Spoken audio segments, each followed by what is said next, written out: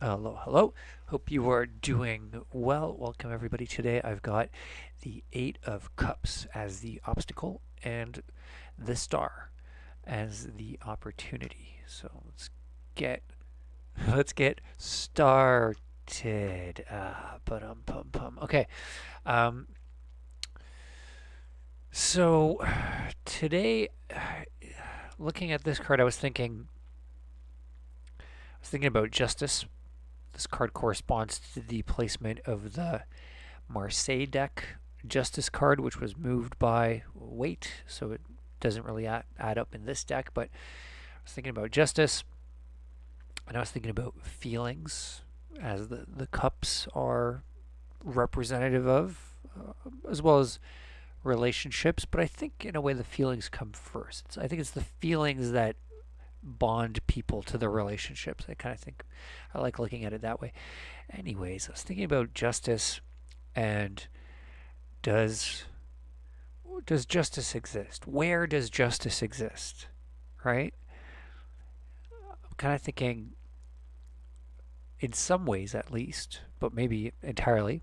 I'm sure there's some interesting philosophical debates about this. I think justice exists inside us, individually, and it's a feeling.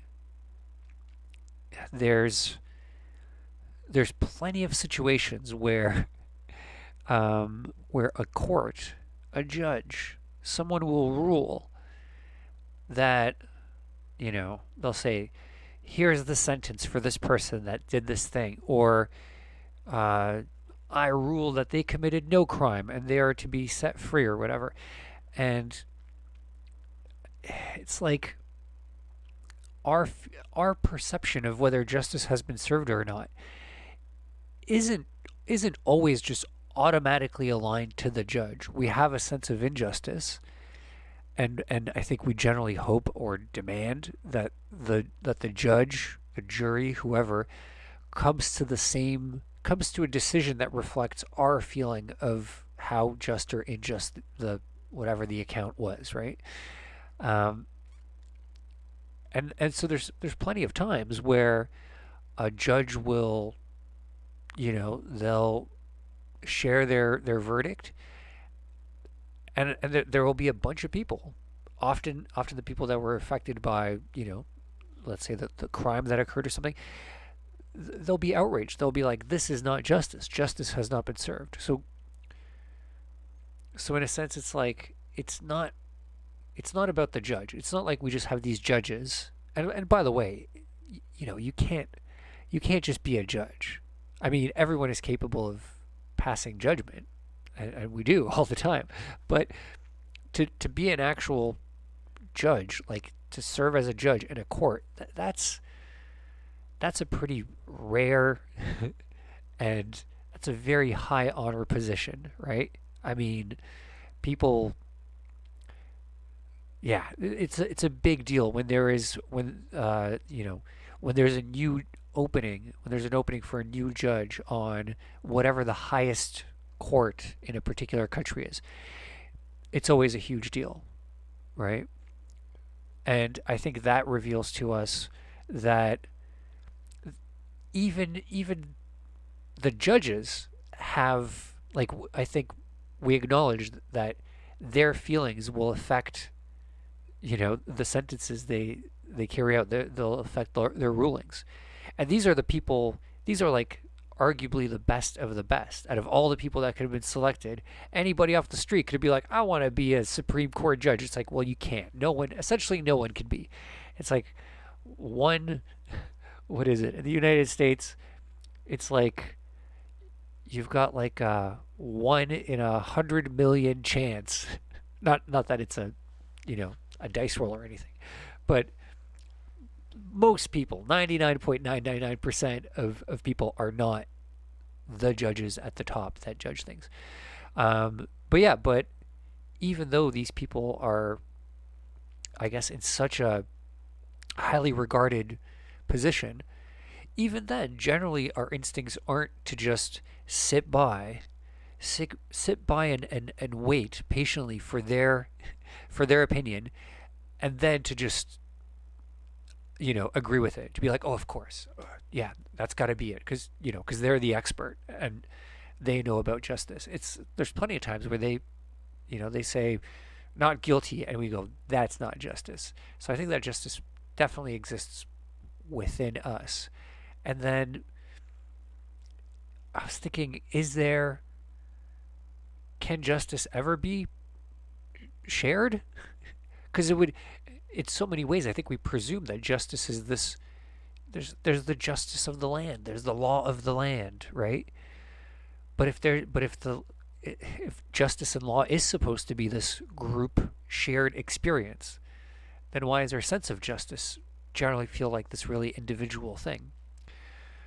And and I was kind of thinking that empathy, sympathy, empathy, um, are these interesting situations. Like, it's interesting that we can.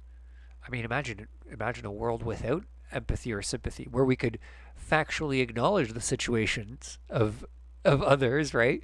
But um, but we would never feel feel for them.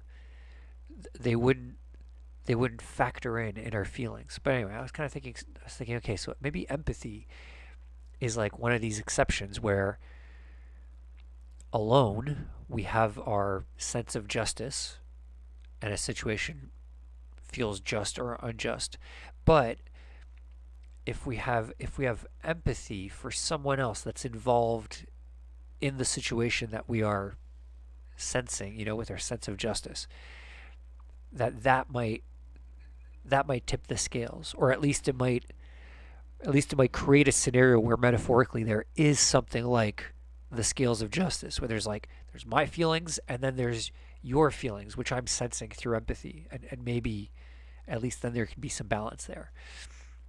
And and I was considering all of this in light of this card, I think symbolizing this long, relaxing, enjoyable walk through. I think in the short video I described it as walking through this lush and beautiful landscape of our own mind emotionally.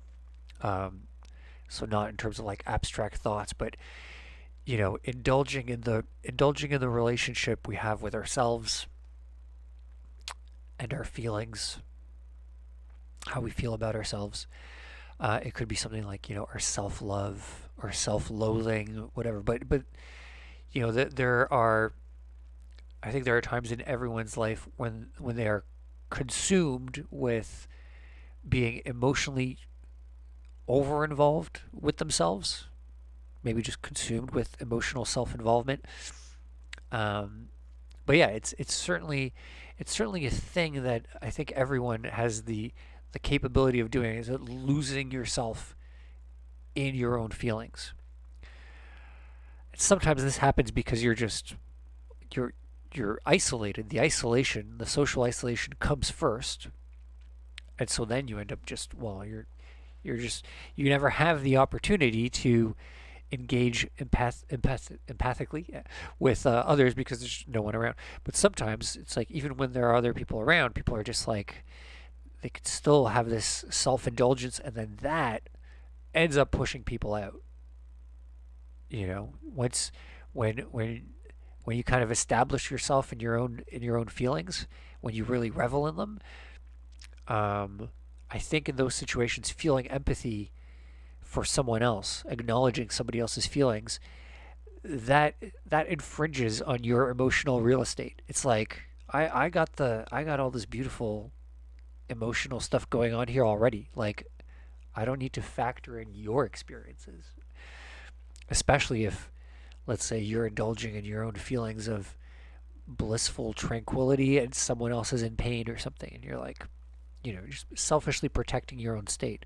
But for a lot of people, it's the opposite too. A lot of people just revel in their own sadness and depression, and they don't want to have anything to do with someone that's happy, because it's like, you know don't I don't want any of that happiness. I got this thing going on here.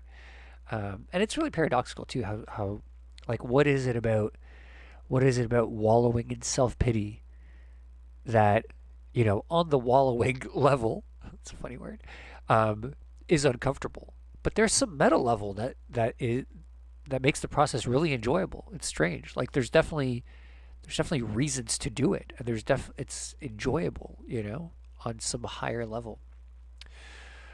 Maybe self punishment. Who knows? We're not going into that. But what I think that this card can be used to sort of symbolize, or a direction we could aim our attention in when this is an obstacle, is overindulging ourselves in going for these walks through our own feelings, diving too deep into our own subconscious. I'm definitely not saying this is this is a place where you shouldn't go and you shouldn't engage with yourself in this way. I just feel like this is a reminder that uh, we all have the ability to go a little too far in, to swim too deep and to stay a little too long. So I think that's kind of the warning there. Flippity flip, and then the star. So from the major arcana, got a pretty cool. It's the first naked person in the Marseille deck, I believe. Not that many naked people. Way more naked people in the Waite. Um,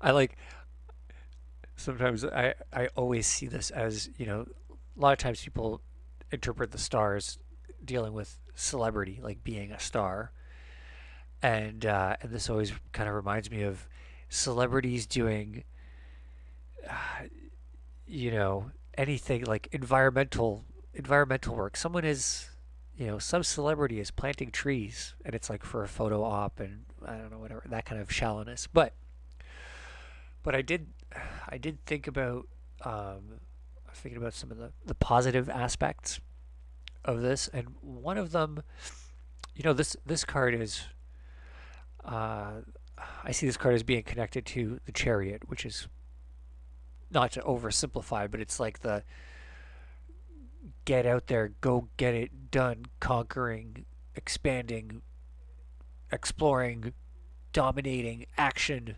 racing, the fastest. It's the go card, and this one seems so much more laid back and relaxed. Um, but it kind of made me think about all of the go energy that is that is present in individuals who don't seem to move around very much. So you can go out there. You could be one of these people that like explores the world, right? But some people just kind of they stay home. They just hang out in their neighborhood. And there are ways that you could apply yourself to the smallest of environments, where over a period of time that small environment could can radically shift through all these different states that are arguably as unique as all of these different places that the explorer, conqueror, adventurer visits. In fact, there are some world trotters that are kind of cursed with this experience of they keep going to all these amazing places, but everything just feels the same to them.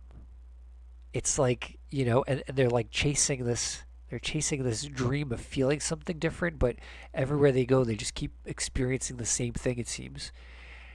And then you got this person who's maybe just hanging out in the same spot, but transforming it in a way where they're actually growing. Their life itself is this amazing adventure that involves travel and exploration, but it's just happening in a localized sense. And it kind of made me think of the saying, uh, that this moral of leaving the campsite in a better condition than how you found it. And there's a lot of different people that ascribe to this as, you know being true and correct, and And there's different motivations that people have. Some people are just like, well, that's the rule. I wouldn't want to break a rule. They don't even, they don't even feel the need to ask why that would be a rule, you know. Um, some people are like, well, I wouldn't want someone else to find out that I didn't do it, you know. Um, and there's a lot of different reasons. There's a lot of different reasons why someone would be motivated to fix things or work on things or improve things that they themselves um, will not be able to enjoy. I think